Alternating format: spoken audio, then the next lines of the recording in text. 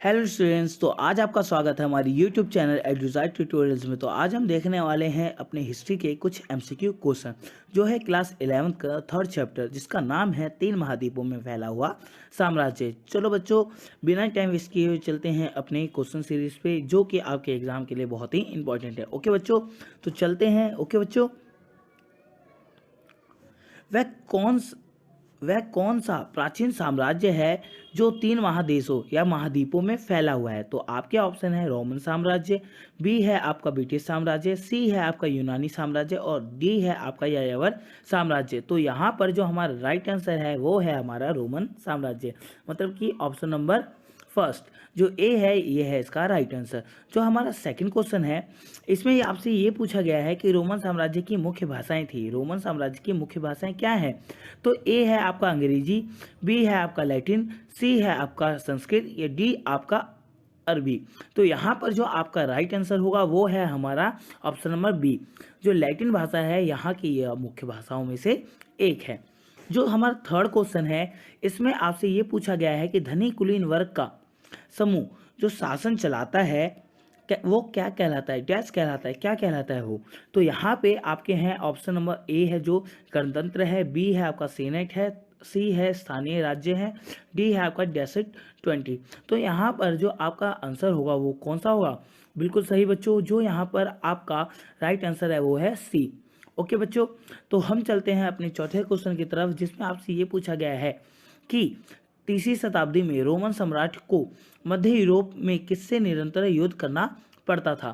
तो यहाँ पे आपका ऑप्शन ए है विदेशी बब्बर, बी है आपका इतावली, सी है आपका यूनानी या डी आपका अफ्रीकी। तो यहाँ पर जो आपका राइट आंसर होगा ये आपका होगा ऑप्शन नंबर ए, जो कि इसका नाम है विदेशी बब्बर, और इसे हम ससानीस के नाम से तथा आक्रामक वंश के नाम से भी जानते हैं, जो कि कब आया था? 225 ईस्वी में आया था। ओके बच्चों, तो इसी के साथ हम चलते हैं अपने नेक्स्ट क्वेश्चन की तरफ। यहाँ पे पूछा गया है गौथ, ब्रैंड और लोम्बॉय किस मूल के समूह थे? तो यहाँ पे आपके ऑप्शन दे रखे हैं, ए जर्मन, बी है आपका भारतीय, सी है आपका पोड़ा पाषाण या डी है आपका कॉलबैट्स। तो यहाँ पर जो आपका राइट आंसर होगा वो क्या होगा? आपका होगा ए, जो ए है जर्मन। ये जर्मन के कुछ मूल निवासी थे जिन्होंने तीसरी शताब्दी में क्या किया था कि रोमन साम्राज्य पर अचानक से अलग अलग स्थानों पर आक्रमण करना शुरू कर दिया था और इन्होंने रोम के अलग अलग भागों पर कब्जा कर लिया था। अब यहाँ पे जो हमारा सिक्स क्वेश्चन है, दिनारियस का अर्थ था। दिनारियस का अर्थ क्या होता है? तो पहले आपको पता होना चाहिए दिनारियस है क्या। तो यहाँ पे आपके ऑप्शन दे रखे हैं, सोने का सिक्का होता है, चांदी का सिक्का, सी है आपका गणतंत्र और डी है हमारा दास। तो पहले आपको बच्चों ये बता दूं कि यहाँ पर जो आपका जो दिनारियस है वो है एक कॉइन, मतलब कि क्या है? वो सिक्का है। तो यहाँ पर जो हमारे डी ऑप्शन दे रखे हैं, डी एंड सी, तो ये दोनों ही क्या है? रॉन्ग है। और ये कौन सा सिक्का है, सोना या चांदी? तो यहाँ पर जो आपका राइट आंसर होगा ये होगा हमारा बी, ये है क्या होता है? चांदी का सिक्का होता है। तो यहाँ पर जो हमारा नेक्स्ट क्वेश्चन पूछा गया है, सेवंथ क्वेश्चन है, इसमें आपसे ये पूछा गया है कि जूलियस सीजर था। जूलियस सीजर कौन था? तो यहाँ पे आपका ऑप्शन ए है सेनापति, बी है क्लियोपेट्रा का प्रेमी, सी है आपका एक इतिहासकार या डी इनमें सभी। तो आपका जो राइट आंसर होगा वो ऑप्शन नंबर ए होगा, ये क्या थे? सेनापति थे। ओके, और ये जो सीरीज है आपकी बहुत ही इंपॉर्टेंट है, और इस वीडियो को अगर आप स्किप करते हैं तो कहीं ना कहीं आप पछतावा जरूर होगा।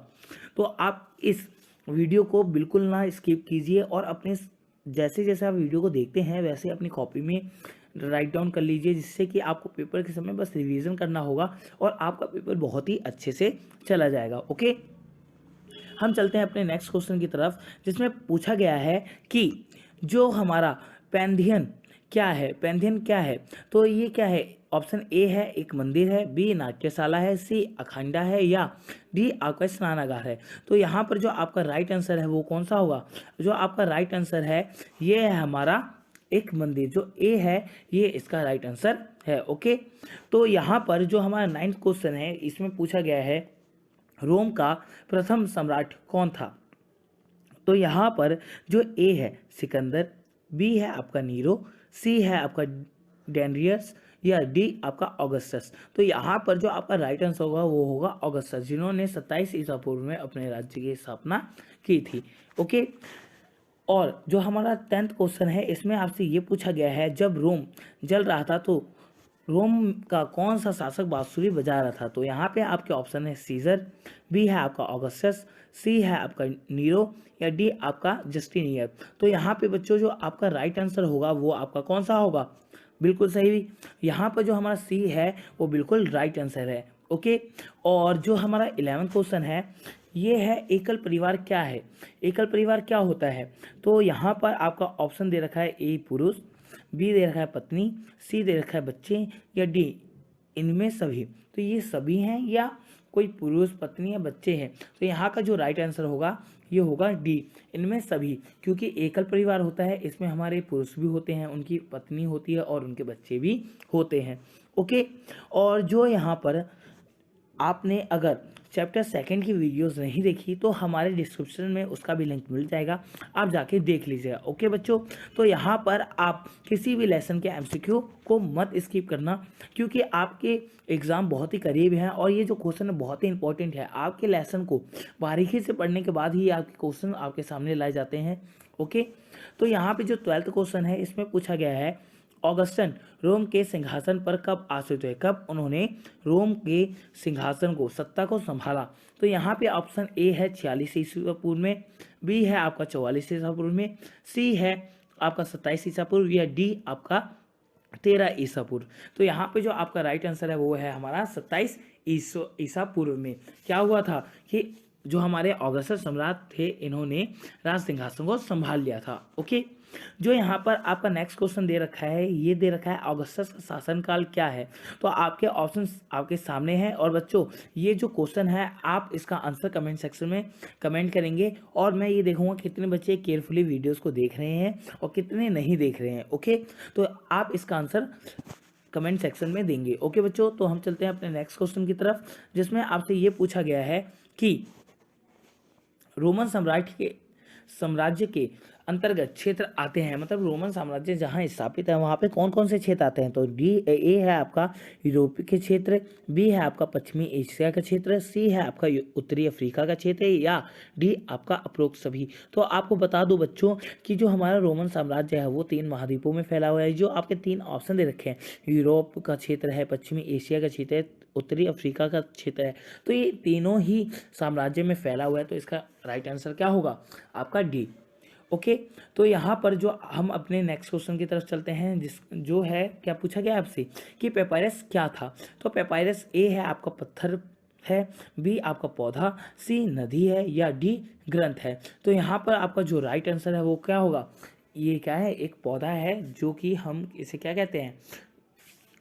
पेपायरस, जो कि हमें कहाँ मिलता है? नील नदी के पास में मिलता है, और इसका जो प्रयोग है वो क्या होता है? लेखन कला के लिए किया जाता है। किस चीज़ के लिए? लेखन कला के लिए किया जाता है। ओके, तो अगला जो क्वेश्चन है इसमें पूछा गया है, पांडुलिपि से क्या अभिप्राय है? तो यहाँ पे ऑप्शन है, ए हाथ से लिखी पुस्तक होती है, बी है लिपि, सी है आपका अभिलेख, या डी इनमें से कोई नहीं। तो यहाँ पर जो आपका राइट आंसर है वो कौन सा है? हमारा ऑप्शन नंबर ए। जो ऑप्शन नंबर ए है ये है इसका राइट आंसर। ओके, तो यहाँ पे जो आपका नेक्स्ट क्वेश्चन है इसमें पूछा गया है, रोम और डैश के लोग आपस में प्रतिद्वंदी थे या आपस में लड़ते रहते थे? तो यहाँ पे आपके ऑप्शन है, ए मिस्र, बी इराक, सी है आपका ईरान, डी है आपका जॉर्डन। तो यहाँ का जो राइट आंसर है वो कौन सा है? आपका जो राइट आंसर है वो है आपका ईरान। ओके, तो यहाँ पे जो सी है वो आपका राइट आंसर होगा। इसके बाद जो क्वेश्चन पूछा गया है, निम्न में से किसे रोमन साम्राज्य का हृदय कहा जाता है?